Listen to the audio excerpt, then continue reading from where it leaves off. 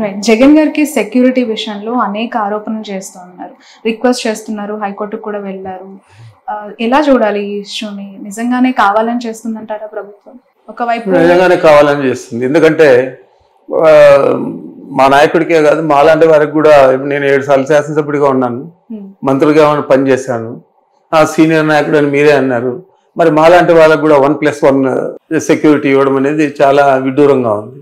మేము కూడా కోర్టుకు వెళ్ళాము.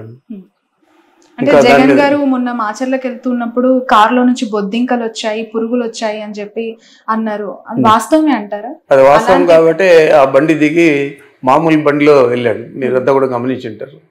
అది ఎందుకు పనిచేయని ఒక బీపీ అంటే బుల్లెట్ ప్రూఫ్ కార్ ఇచ్చారు. మరి అలాంటి దాంట్లో ఎలా ఆయన ప్రయాణిస్తాడు?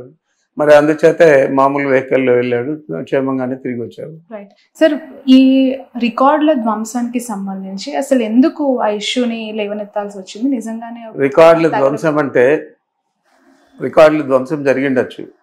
అది ఎవరు చేశారు, ఏం చేయలేదు అనేది కూడా ఆలోచన చేయకుండా, ఫోరెన్సిక్ నివేదిక రాకుండా, కలెక్టర్ కాన్ఫరెన్స్లో స్వయంగా ముఖ్యమంత్రి గారి చంద్రబాబు నాయుడు గారి చెప్పడం అనేది, పెద్దిరెడ్డి వీళ్ళు చేశారు అని చెప్పడం అనేది ఆయన ఊతం ఇస్తా ఉన్నాడు. ఈ పెద్దిరెడ్డి మీద ఈ కేసు మోపండి అని చెప్పి. మరి ఆ విధంగా కాకుండా నేను ఒకటే అడుగుతా ఉన్నాను, రెవెన్యూ రికార్డ్స్ మిగతా డిపార్ట్మెంట్ల కంటే భిన్నంగా ఉంటాయి.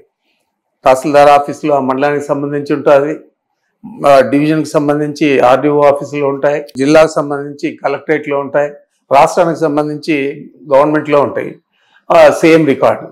మరి ఈ మధ్య ఇంకా ఇవన్నీ పెట్టారు కాబట్టి కంప్యూటరైజేషన్ ఇవన్నీ కూడా వాటిలో కూడా నిక్షిప్తమై ఉంటాయి. మరి ఇవన్నీ తెలుసుకోకుండా అక్కడేదో జరిగిందని చెప్పి పోతే దాన్ని వాళ్ళే చెప్పారు, రీట్రీవ్ చేశాము, అన్ని రికార్డులు కూడా అక్షేమంగా ఉన్నాయని చెప్పి ప్రభుత్వమే చెప్పింది. మరి ఏమి కొంపలు మునిగాయని చెప్పి హెలికాప్టర్లు డీజీపీని పంపించి ఇదంతా చేశా అంటే డైవర్షన్ పాలిటిక్స్. రైట్.